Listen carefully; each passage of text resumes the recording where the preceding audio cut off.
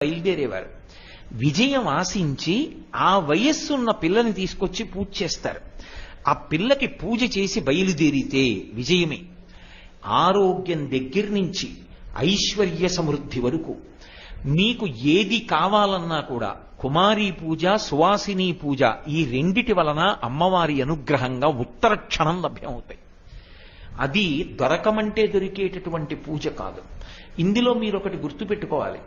కుమారీ పూజ చేసేటప్పుడు ఆ పిల్ల ఉల్లాసంగా సంతోషంగా పూజ అందుకోవడానికి కావలసినటువంటి వ్యవస్థని కల్పిస్తారు.